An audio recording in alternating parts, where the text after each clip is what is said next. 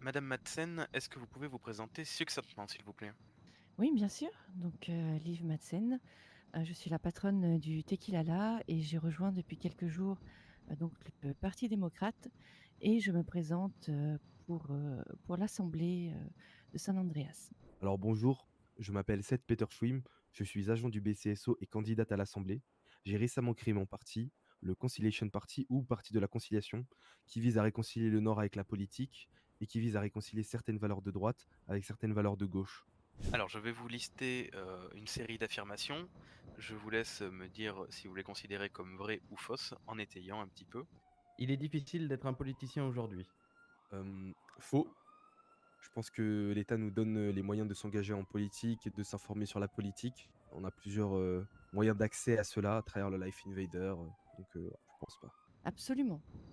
Alors tout simplement parce que la population, on va dire, a un désintérêt global, heu, des politiques, ce qui est bien dommage puisque, mine de rien, on peut faire avancer, beaucoup de choses, quand on s'y intéresse un tant soit peu. L'insécurité sera au cœur des préoccupations pour les 3 prochains mois. Oui, en tout cas pour ma part, je trouve inadmissible, que n'importe quel citoyen ne puisse pas se promener tranquillement, en ville, et qu'il puisse être, on va dire, harcelé aussi, au niveau de sa couleur de peau, par exemple, les forces de l'ordre. Vrai, totalement vrai et même peut-être plus si jamais, l'on continue à être inactif comme on l'est actuellement. Les citoyens se doivent d'être intéressés à la politique. Alors oui, malheureusement, on ne peut forcer personne, hein, mais il est important que chacun et chacune prenne conscience de l'importance de la politique dans un État comme le nôtre. Alors un minimum, je pense. Après je peux comprendre que pour la plupart, c'est quelque chose de très compliqué. La plupart du temps, les mots sont un peu savants, mais j'estime que, si on fait bien son travail et qu'on est pédagogue, on peut intéresser, oui, beaucoup de monde à la politique. Vrai ou faux, le burger steak est meilleur que le burger poisson. Alors, vrai. Seulement s'il est local. S'il vient de Blaine County, oui. Sinon, pas ouf. Un indépendant peut envisager des alliances politiques avec vous. Alors, étant arrivée au Parti démocrate depuis peu de temps, je laisserai, du coup mes collègues plutôt, répondre, à cette question. Vrai, vrai.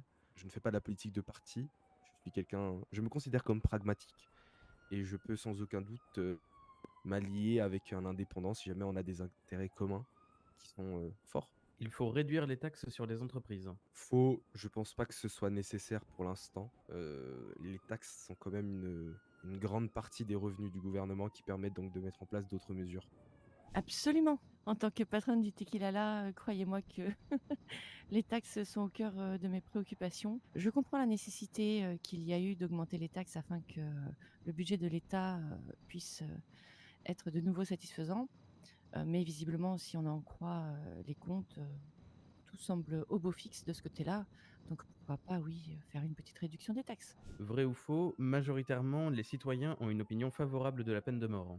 Vrai, je dirais, en me fiant, au sondage qui a été fait par le Weasel News, il n'y a pas tous les citoyens qui ont répondu. Mais, je dirais plutôt vrai, mais je pense que ça touche le 50-50 en réalité. D'après les sondages, oui. Alors moi, je suis beaucoup plus nuancée, sachant que, elle doit être appliquée uniquement, voilà, en cas de preuves irréfutables, en cas de crime, je dirais, contre l'humanité. Ça ne doit pas être, on va dire, secoué, devant, voilà, pour un oui ou pour un non. Il est nécessaire de réguler le marché de l'immobilier. Absolument. Beaucoup de personnes, souhaitent acquérir leur 1er logement en tant que propriétaire.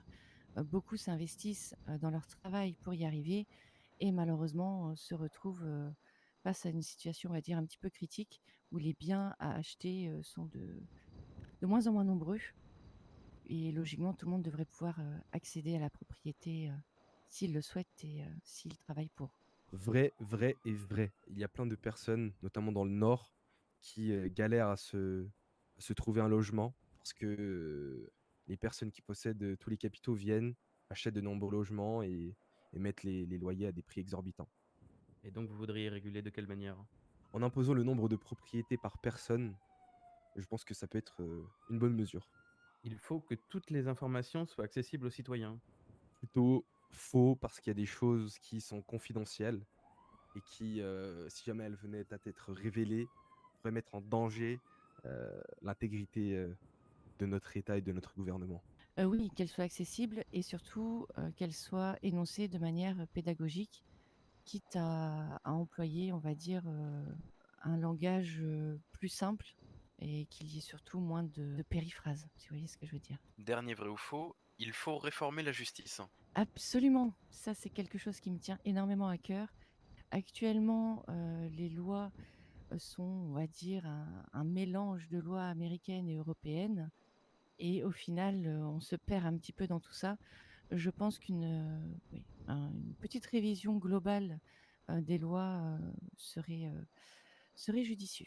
Faux, j'ai pas l'impression qu'on ait vraiment besoin d'une réforme en tant que telle, mais peut-être qu'on manque de gens dans la justice, mais le système en tant que tel, je ne pense pas qu'il ait besoin d'être réformé. Eh bien, monsieur Peter Schwim, merci. Eh bien, Madame Madsen, je vous remercie. Merci à vous.